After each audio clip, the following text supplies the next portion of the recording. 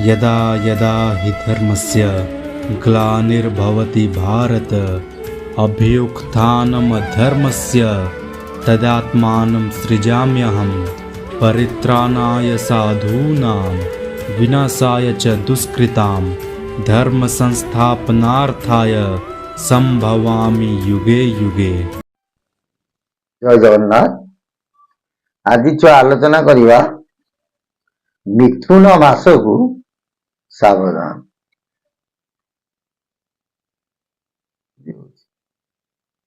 मिथुन मास बोले तो मन रखिता आषाढ़ मास को मिथुन मास बोली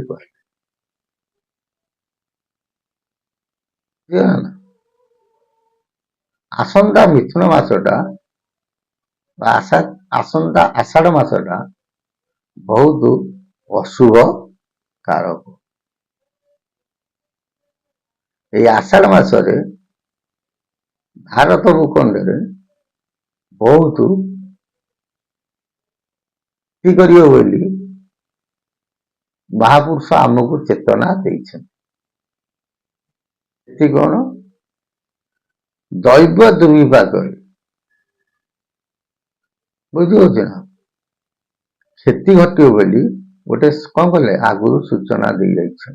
वो महापुरुष ना महापुरुष अच्युतानंद दास। से आम कहू किम्भीर नहीं आमको मझी नईरे गुलानी तथापि आम जानीपारू ना किंबा किम्भीर केतेबेले बुड़ी जीवो आमे समस्ते बुड़ी जीवा एक कथा आमर चेतना आसु। ये जो आगामी विपद मान आसुची एथुरु तरिबा गुरु कृपा ही केवल।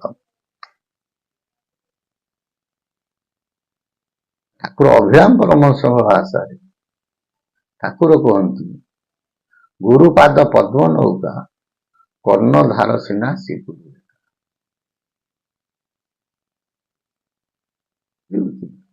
से नौका को यदि आम धरी संसार रूप माया रूप को जिते बड़े विपद आसु पछे आम कौन करा भव संसार एति छुआ मन रख समय खूब आखर।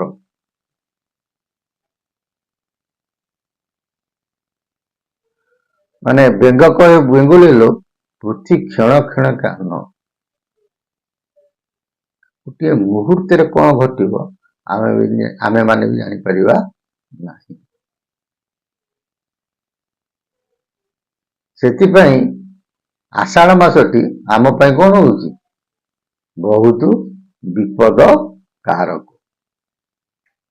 ये आषाढ़ मास उपरे महापुरुष अच्युतानंद दास शिवकल्प शास्त्र रे कौन कहते आम मान को चेतना दे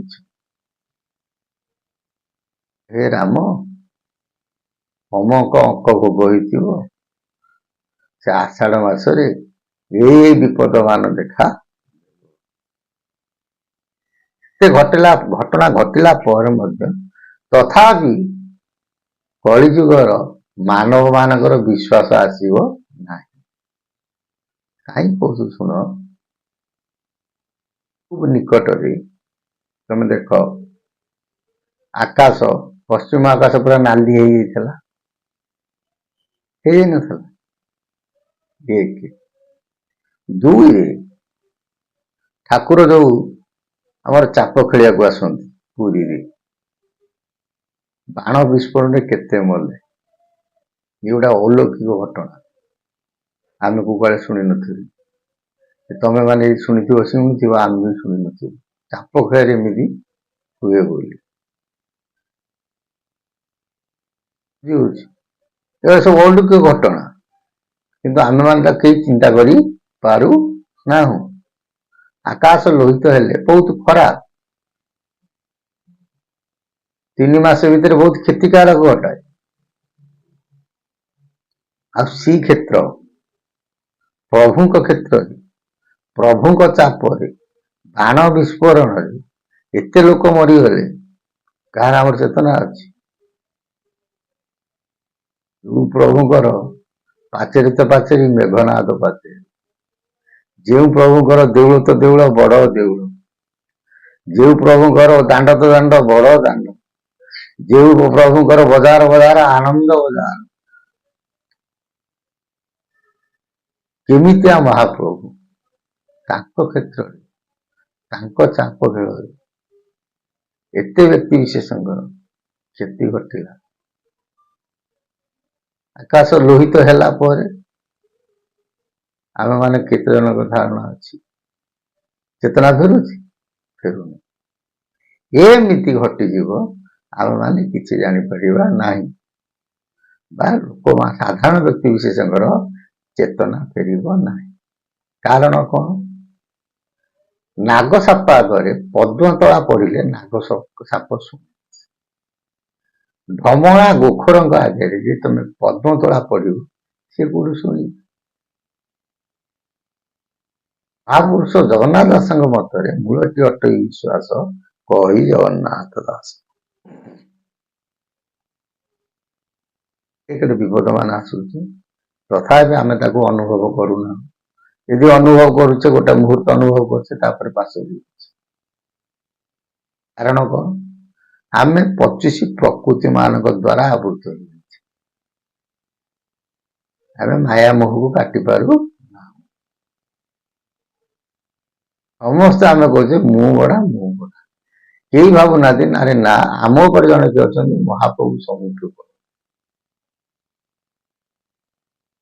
ଯାହା ହେଉ, ଆଗକୁ ମିଥୁନ ମାସରେ ଗୋଟେ ବଡ ବିପଦ ସବୁ ଦେଖାଦେବ, ଗୋଟିଏ ନୁହଁ ବାରମ୍ବାର ଦେଖାଦେବ ବୋଲି ମହାପୁରୁଷ ଅଚ୍ୟୁତାନନ୍ଦ ଦାସ କଣ କହୁଛନ୍ତି?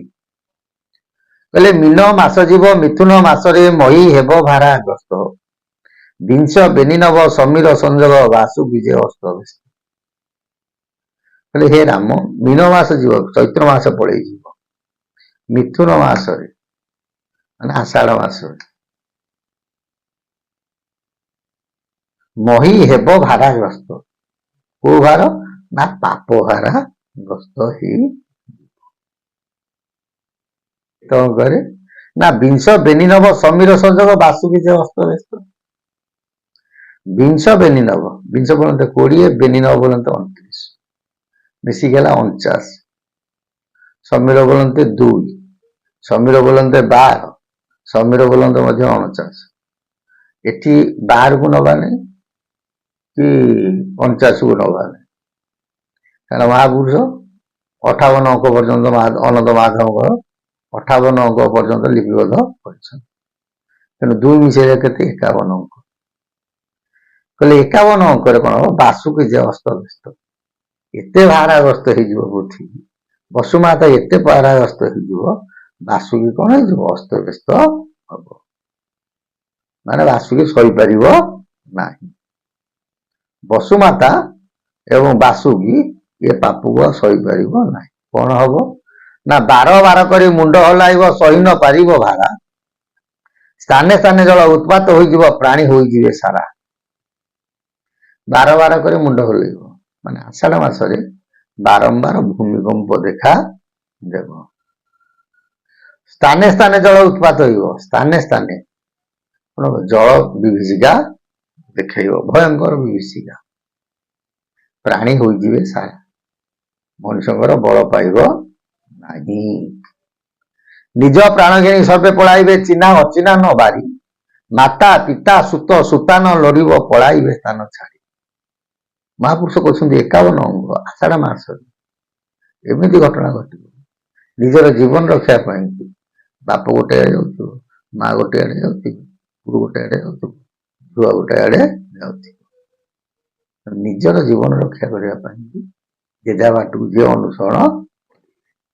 ତଥାପି ମଧ୍ୟ ଏତେ ଗୁଡ଼ିଏ କାଣ୍ଡ ଘଟିଲେ କାହାର ବିଶ୍ୱାସ ଆସିବ ନାହିଁ, ଏବଂ ବର୍ତ୍ତମାନ ସମୟ ଯାହା ବ୍ୟକ୍ତି ବିଶେଷଙ୍କର ଇଏ ଚେତନା ଫେରିବ ନାହିଁ। କାରଣ ସମସ୍ତେ ମୁକାର ନାବରେ ଆମେ ବସି ଯାଇଛେ। ମୁକାର ଅତି ଭୟଙ୍କର, କେତେବେଳେ ବିନାଶ ହେବ ତା କହିହେବ ନାହିଁ। ଏଥିରୁ ଅନୁମେୟ, ଏଥିରୁ ଅନୁମାନ କର ମହାପୁରୁଷଙ୍କ ବାଣୀ କେତେ ସତ କେତେ ମିଥ୍ୟା ଆଗାମୀ ଭବିଷ୍ୟତ କହିବ।